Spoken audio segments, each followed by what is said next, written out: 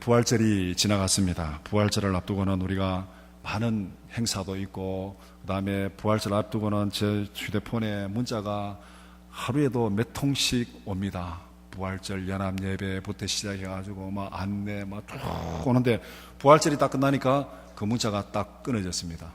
아이고, 세상이 조용하다 싶은 생각을 하게 되는데, 예수님의 부활은 단순한 하나의 사건으로 끝나는 것이 아닙니다. 부활절이 지나가면은 모든 것이 끝나는 그런 사건이 아닙니다. 예수님의 부활은 삶을 변화시키는 지속적인 능력입니다. 부활이 삶을 변화시키는 지속적인 능력이 되기 위해서는 어떻게 해야 되겠습니까? 오늘 함께 읽은 누가복음 24장 36절에서 49절은 이 질문에 해답을 제시하고 있습니다.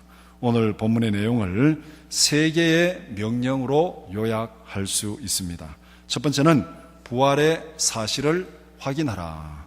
두 번째는 부활의 의미를 깨달으라.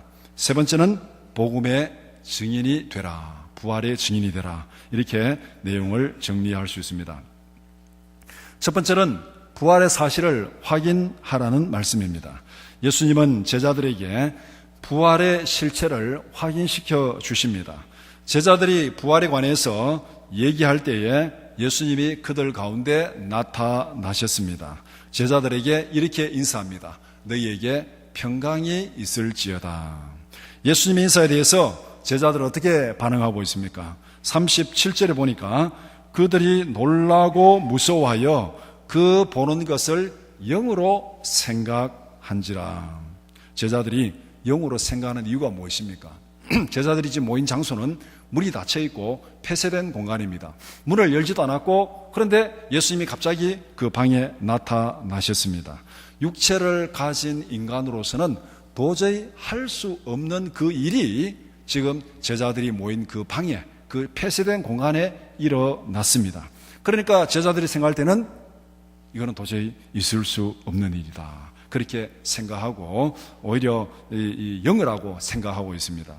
예수님은 제자들에게 부활의 실체를 분명히 확인시켜 줘야 될 필요를 느끼게 되었습니다. 그래서 39절 이하는 예수님께서 제자들에게 부활의 실체를 설명하는 내용을 말씀하고 있습니다. 그 내용을 세 가지로 정리할 수 있는데, 제자들은 부활하신 주님을 보고 이거는 영이다, 부활하신 주님이 아니고 영이다, 더 쉽게 말하면 귀신이다, 그렇게 얘기를 하고 있습니다. 그렇게 얘기하는 그 제자들에게 지금 예수님께서 나는 귀신이 아니고 영이 아니고 부활하신 예수다, 그것을 지금 제자들에게 설명해야 됩니다.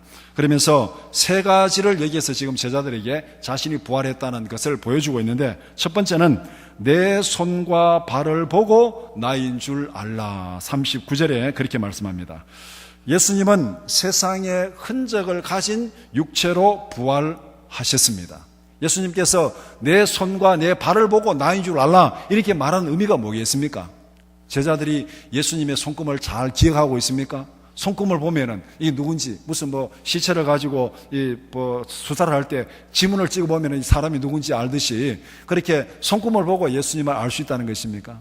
그것은 결코 아니죠. 예수님께서 내 손과 내 발을 보고 나인 줄 알라고 말씀하신 것은 예수님께서 십자가에 못 박히신 그 예수님, 손과 발에 못 박힌 흔적을 가지고 있다는 것입니다. 그 십자가에 죽으신 예수님이 부활하셨다. 그러니까 이 십자가에 못 박히지 않는 예수님이 아니고 십자가에 못 박힌 예수님이 부활하셨다. 그것을 지금 내 손과 발을 보고 나인 줄 알라, 그렇게 말씀합니다. 이렇게 보면은 부활의 몸은 이 세상의 몸과 전혀 다른 몸이 아닙니다. 부활의 몸을 보면은 누구인지를 알 수 있다는 것입니다. 이 세상에서 알고 있는 사람이 나중에 부활했습니다. 그 부활하신 몸을 보면은 이 사람이 누구인지를 다 알 수 있다는 거예요. 그러니까 이 세상에 우리가 가지고 있는 이 육체와 부활한 육체 사이에는 연속성이 있다는 것입니다. 전혀 다른, 누구인지도 알지 못하는 그런 몸으로 부활하는 것이 아니라 지금 우리의 몸을 가지고 있는, 우리가 식별할 수 있는 그런 몸으로 부활한다는 것을 말씀하고 있습니다. 부활하신 예수님은 십자가에 못 박힌 흔적을 분명히 가지고 있었습니다. 고난의 흔적이 영광의 상징으로 변화된 영광스러운 몸으로 그렇게 부활했다고 말씀합니다. 부활의 몸은 이 땅에서의 몸이 영광스럽게 변화된 몸입니다. 그 다음에 두 번째, 나를 만져보라. 39절에 그렇게 말씀하고 있습니다. 영은 살과 뼈가 없지만은 부활의 몸은 살과 뼈가 있다. 그렇게 말씀합니다. 그러니까 나를 보고 나를 믿으라. 우리가 봐도 헛것일 수 있잖아요. 그러니까 이 손에 못자국이 있고 발에 못자국이 있어도 보기는 봤는데 그게 헛것일 수도 있는 거예요. 우리 요새 영상을 많이 보잖아요. 영상을 보면 눈에는 보이는데 만져보면 뭐 만지는 게 없잖아요. 그러니까 예수님께서 내 손과 발을 보고 십자가에 못 박힌 예수인 것을 확인하고 그 다음에 내 몸을 만져보라. 영은 살과 뼈가 없지만은 나는 살과 뼈가 있다. 부활한 육체는 살과 뼈가 있다는 것입니다. 육체적 부활을 분명히 확인시켜주는 말씀입니다. 세 번째, 예수님은 제자들이 보는 앞에서 구운 생선을 먹었습니다. 손과 발을 보여주고 몸을 보여줘도 아직까지 제자들이 완전히 믿지를 못합니다. 한편으로는 기뻐하면서도 한편으로는 정말 맞나? 그렇게 지금 반신반의하는 그런 상황에서 예수님께서 생선을 먹음으로써 부활하신 몸을 다시 한번 확인시켜 주고 있습니다. 제자들에게 나타난 예수님은 영이 아니라 육체적으로 부활하신 예수님이다. 이것을 이렇게 세 가지 예를 들어가지고 손과 발을 보고 나를 만져보고 그 다음에 먹을 것을 먹는 것을 실제로 보여줌으로 인해서 예수님께서 육체적으로 부활하셨다는 것을 제자들에게 보여주고 있습니다. 예수님께서 이렇게 제자들에게 힘써서 설명하는 내용의 핵심이 무엇입니까? 십자가에서 죽으셨던 예수님은 육체로 다시 살아나셨다. 육체적 부활을 확실하게 증거하고 보여주는 것입니다. 동시에 부활하신 몸이 어떤 것인지를 예수님께서 제자들에게 분명히 보여주는 거예요. 그러니까 부활하신 몸은 지금 이 땅에 있는 우리의 몸과 완전히 다른 별개의 몸이 아니고 우리의 몸을 보면은 부활한 몸을 알 수 있을 정도로 그렇게 형성을 가지고 있지만은 부활한 몸은 영광스러운 몸으로 변화된 완전한 육체, 시간과 공간을 제한받지 않고 이 막힌 곳에도 들어갈 수 있는 그런 좀 신비스러운 그런 육체로 부활했다는 것. 그렇지만은 영은 아니고 만질 수 있고 먹을 수 있고 살과 뼈를 가지고 있는 그런 육체로 부활하셨다고 말씀하고 있습니다. 오늘날 많은 사람들이 예수님의 육체적 부활을 믿지 않습니다. 그러나 우리는 예수님의 육체적인 부활을 분명히 믿고 고백합니다. 우리가 예배마다 고백하는 사도신경, 사도들의 신앙 고백이 있습니다. 몸이 다시 사는 것과 영원히 사는 것을 믿사옵나이다. 육체적 부활을 확실히 믿으십니까? 우리가 날마다 그렇게 고백하잖아요. 예배 드릴 때마다 그렇게 고백합니다. 예수님께서 육체적 부활을 분명하게 확인시켜 주셨습니다. 예수님은 죽음의 권세를 이기시고 다시 살아나셨습니다. 믿으십니까? 이것이 우리가 믿는 복음의 핵심입니다. 예수 그리스도가 하나님의 아들 되심과 그의 부활을 믿는 자들에게 구원을 주신다고 성경은 분명히 말씀하고 있습니다. 부활을 믿지 못하는 자는 구원이 없습니다. 부활을 믿지 못하면 사망 권세를 이긴 승리가 없는데 어떻게 사망에서 구원받을 수 있습니까? 예수님이 하나님의 아들인 것과 그가 십자가에서 죽으시고 부활하신 것을 믿으면 구원 받으신 줄 믿습니다. 오늘 본문에서 예수님이 설명하는 첫 번째가 이것입니다. 나는 육체로 부활했다. 그 다음에 두 번째, 부활의 의미를 깨달으라. 예수님은 제자들에게 부활이 어떤 의미가 있는지를 말씀합니다. 예수님의 부활은 돌발적으로 일어난 사건이 아닙니다. 하나님께서 계획하시고 성경에 미리 예언한 것을 그대로 성취하신 사건이 예수님의 부활입니다.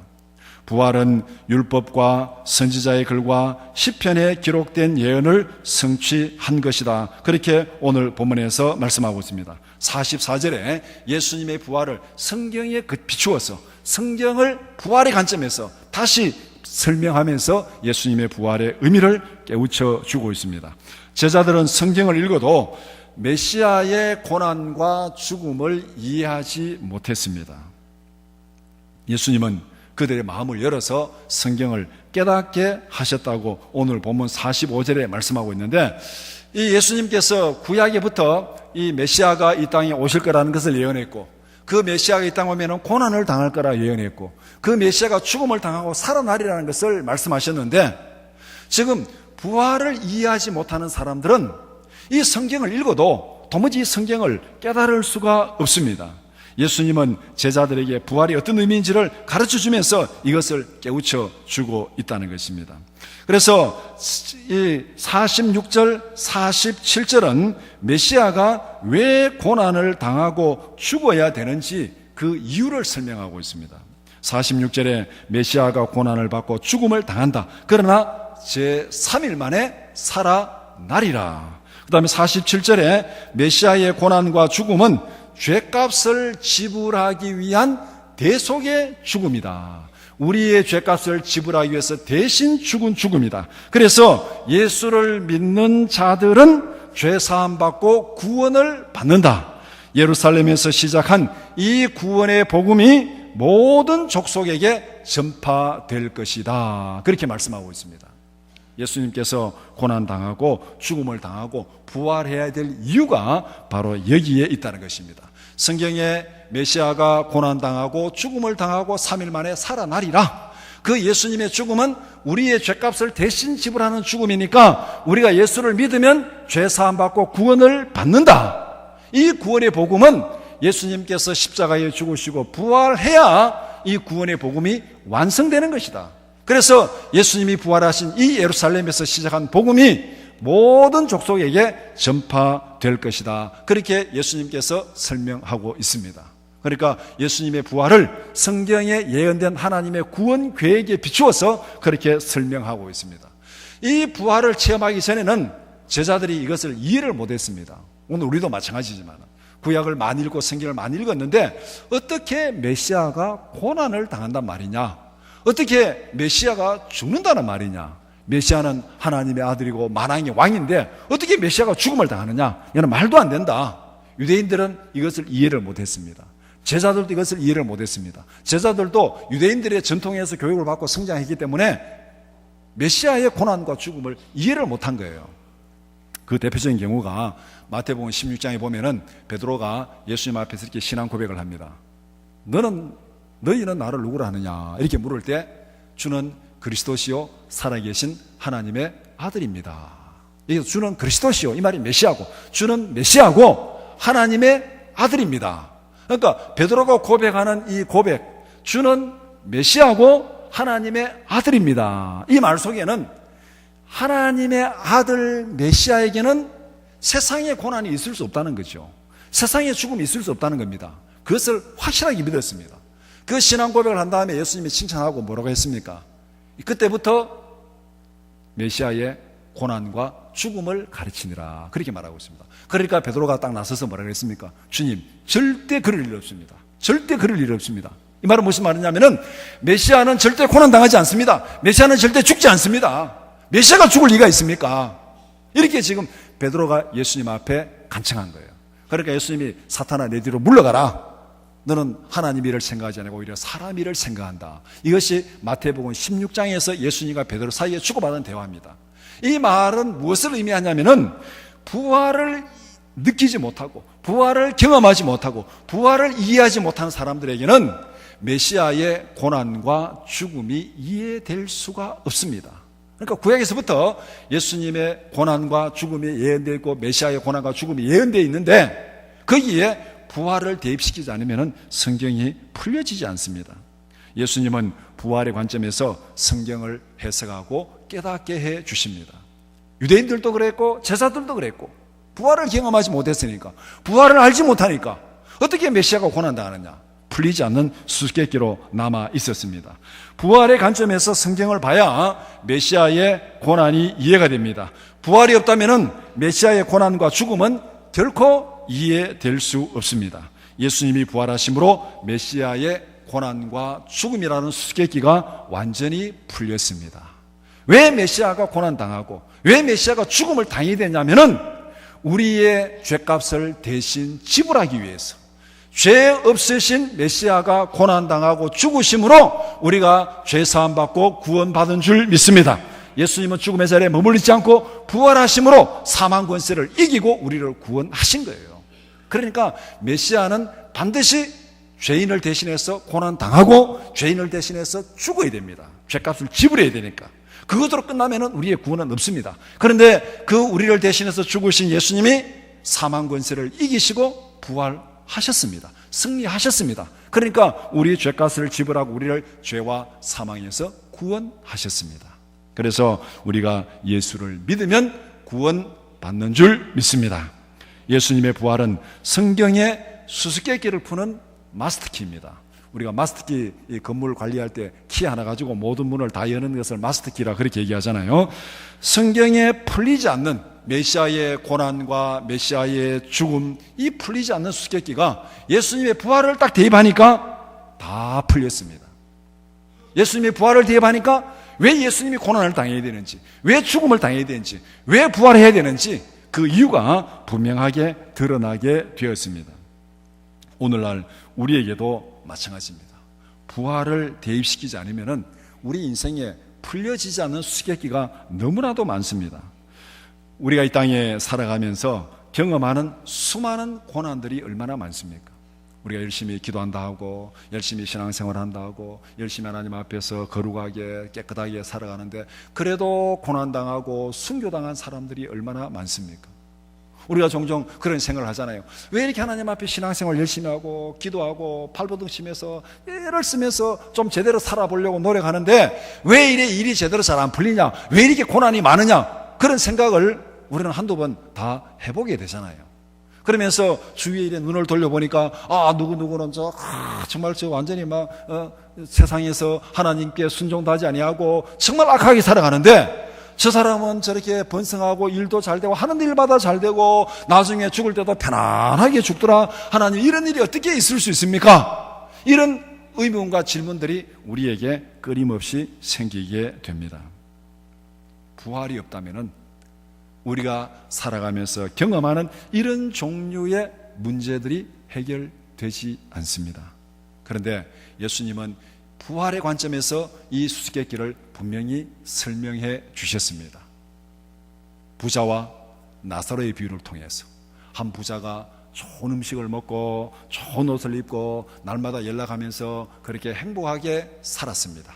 그렇게 산 부자도 죽었고, 그 다음에 그 부자의 집 앞에서 제대로 먹지도 못하고 영양실조가 걸려가지고 피부병이 있는 그 피부병에 개들이 핥고 그렇게 사는 한 나사로가 있었습니다.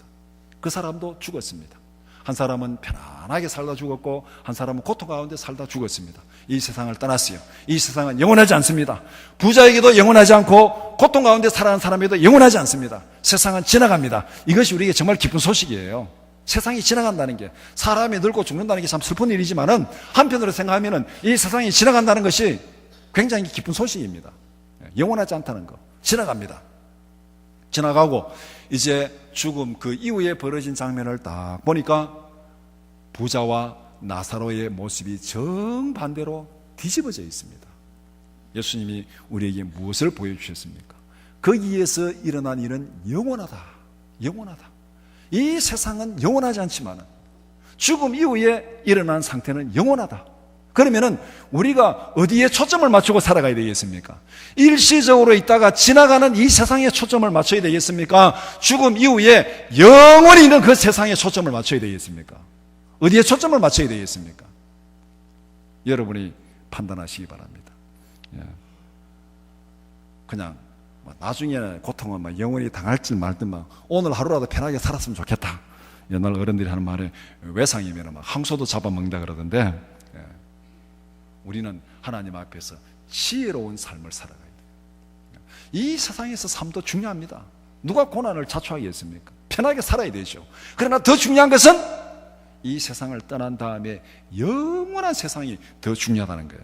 그러면서 예수님께서 부활의 관점에서 세상을 바라보라고 그렇게 비유를 들어서 설명했습니다.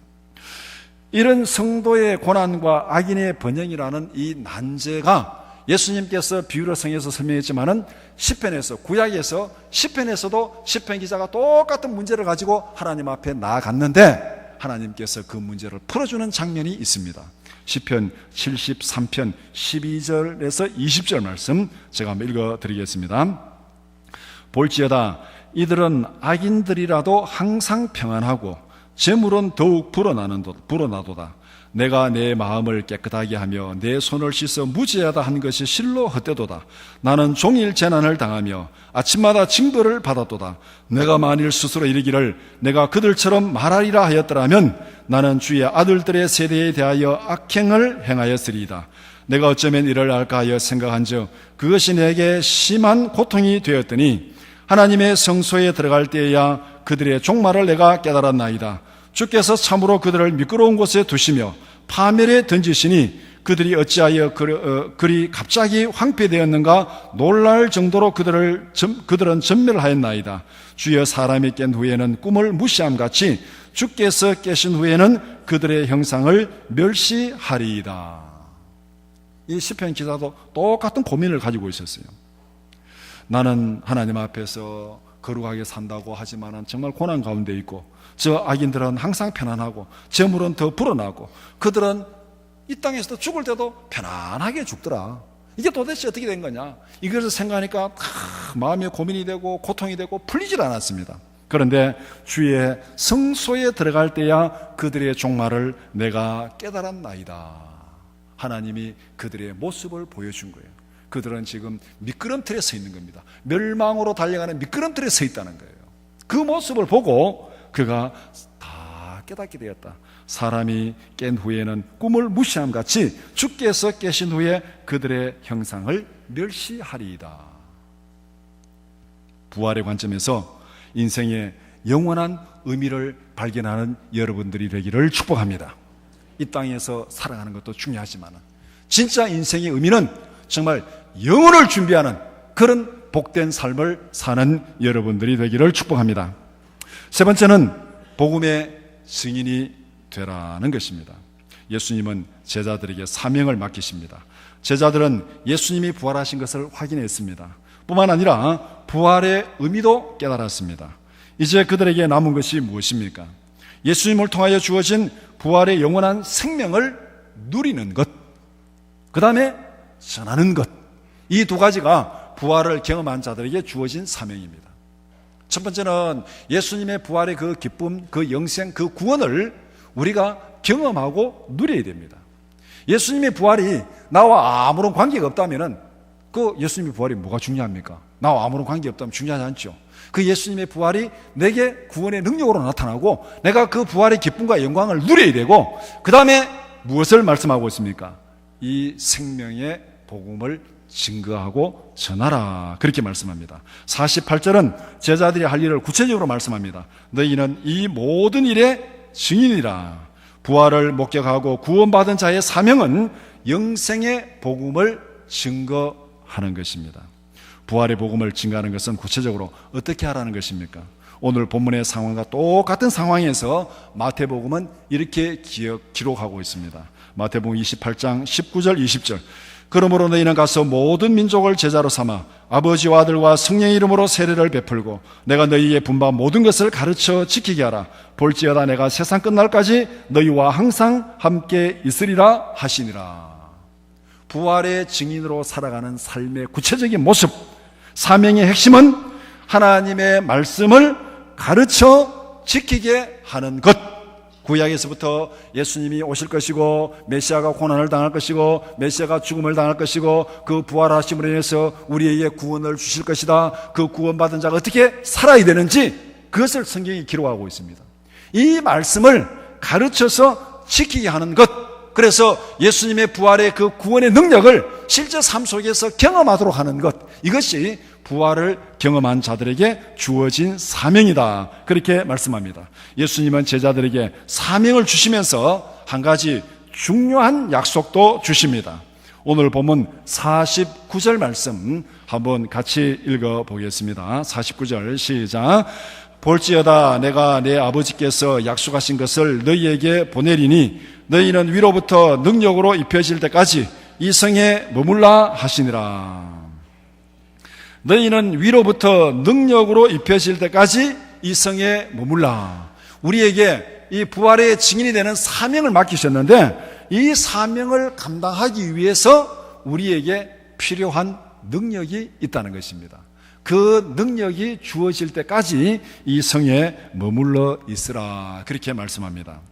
본문의 상황을 사도행전에서는 이렇게 기록하고 있습니다. 예수님께서 제자들에게 이렇게 말씀합니다. 오늘 이 49절 말씀을 사도행전 1장 4절에 보면은 이 성을 떠나지 말고 아버지께서 약속하신 것을 기다리라, 그렇게 말씀하니까 제자들이 뭐라고 예수님께 질문하냐면은 주께서 이스라엘 나라를 회복하실 때가 이때입니까? 그렇게 질문합니다. 질문하는 제자들에게 예수님은 이렇게 답변하십니다. 사도행전 1장 7절 8절 이르시되 때와 시기는 아버지께서 자기의 권한에 두셨으니 너희가 알 바 아니요 오직 성령이 너희에게 임하시면 너희가 권능을 받고 예루살렘과 온 유대와 사마리아와 땅끝까지 이르러 내 증인이 되리라 하시니라.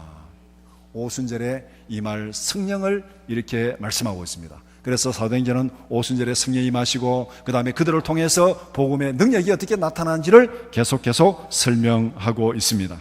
하나님의 구원 계획은 예수님과 성령을 통해서 구체적으로 실행됩니다. 예수님께서 이 땅에 오셔서 고난을 당하시고 죽음을 당하시고 부활하시고 승천하심으로 예수님께 주어진 구원의 사명을 다 완성하셨습니다. 그는 말씀이 육신이 되어 왔습니다. 천국 복음을 증거했습니다. 말씀으로 제자들을 양육하고 복음의 증인으로 세우셨습니다. 성경에 기록된 대로 고난당하고 죽음을 당했습니다. 성경의 예언대로 부활하시고 승천하셨습니다. 죄인들을 위해서 죄값을 지불하시는 이 예수님의 사역이 이렇게 완성되었습니다. 이제 남은 것은 성령의 사역입니다. 예수님께서 이루어 놓으신 그 구원의 복음을 실제 우리의 삶에 적용하는 것은 성령의 사역입니다. 예수님과 성령의 사역을 예를 들어서 설명 이렇게 설명할 수 있습니다. 어떤 사람이 장을 다 봤습니다. 사실은 뭐 장 보는 것도 이렇게 다 인터넷에서 주문하면은 배송이 오잖아요. 저는 아직까지 그걸 못 해봤습니다. 작년인가 한번 해보려고 인터넷에서 주문해가지고 이렇게 다 하는데 결제를 못 해가지고 카드 넣고 결제하니까 뭐가 안 되고 막 한 시간 했는데 결제가 안 되더라고요. 방법을 내가 잘못 몰랐겠죠. 그래서 에이 때려쳐라, 내가 그냥 갈란다. 예수님이 하신 일은 요리를 하기 위해서 모든 필요한 것을 다 사가지고 냉장고에 딱 넣어놨습니다. 이게 예수님이 하신 일이에요. 우리의 죄값을 지불하시고 죽으시고 부활하시고 승천하셨습니다. 우리가 구원받기에 우리가 요리를 해서 먹기에 필요한 모든 재료를 다 구입해가지고 손질해서 냉장고에 딱 넣어놨습니다. 그 다음에 해야 될 일이 뭡니까? 냉장고에 있는 식재료를 꺼내가지고 요리를 해가지고 먹어야 되죠. 그것은 성령이 하시는 일입니다. 예수님이 이루어 놓으신 그 구원의 진리를 우리에게 실제로 적용하고 실행하시는 분은 성령이십니다. 그래서 오늘 본문에 예수님께서 바로 성령이 임할 때까지 기다리라, 그렇게 말씀합니다. 예수님이 승천하신 다음에 예수님을 대신해서 오신 분이 성령입니다. 요한복음 14장 16절 17절 내가 아버지께 구하겠으니 그가 또 다른 보혜사를 너희에게 주사 영원토록 너희와 함께 있게 하리니 그는 진리의 영이라. 세상은 능히 그를 받지 못하나니 이는 그를 보지도 못하고 알지도 못함이라. 그러나 너희는 그를 아나니 그는 너희와 함께 거하시며 또 너희 속에 계시겠음이라. 여기 보면은 또 다른 보혜사를 너희에게 주사, 이렇게 말하고 있는데, 이 보혜사라는 말은 카운셀러, 상담자라는 뜻이고 보호자라는 뜻이고 변호사라는 뜻이고 인도자라는 뜻입니다. 그러니까 우리가 힘들 때 우리를 위로하고 상담하시고 우리를 지켜주시고 우리를 보호해주시고 우리를 인도하시는 분, 이게 보혜사예요. 근데 보면은 아버지와 같은 존재, 부모와 같은 존재죠. 보혜사. 그런데 또 다른 보혜사를 너에게 보내리니, 이 말은 뭐냐면은 예수님이 우리의 보혜사고 그 보혜사가 부활하고 승천하심으로 떠나셨습니다. 그러면 우리는 보호자가 없는 고아와 같은 존재지요. 그러니까 요한복음에서는 너희를 고아와 같이 버려두지 아니하시고 다른 보혜사를 너희에게 보내리니 그분이 성령이다, 그렇게 말씀합니다. 성령이 우리 가운데 오셔서 우리의 상담자가 되어주시고 우리의 보호자가 되어주시고 우리의 인도자가 되어주시고 우리의 부모 같은 존재가 되어주신다. 그래서 그분은 우리 가운데 계시고 영원히 우리와 함께 계신다고 그렇게 말씀하고 있습니다. 예수님이 이루어 놓으신 이 구원 사역을 우리에게 구체적으로 적용하고 실행하시는 분이 또 다른 보혜사로 오신 성령이다, 그렇게 말씀합니다. 성령의 사역은 예수님께서 이루어 놓으신 것을 구체적으로 실행하는 것입니다. 요한복음 14장 26절, 보혜사 곧 아버지께서 내 이름으로 보내실 성령, 그가 너희에게 모든 것을 가르치고 내가 너희에게 말한 모든 것을 생각나게 하리라. 복음서는 예수님께서 행하신 구원의 일들을 기록한 책입니다. 사도행전은 성령께서 믿는 자들을 통해서 행하신 구원의 일들을 기록한 책입니다. 오늘 우리 가운데 사도행전의 역사는 계속되어지고 있습니다. 믿는 자들에게 구원을 주시는 것은 성령이 우리 안에서 역사하는 거듭남의 능력인 줄 믿습니다.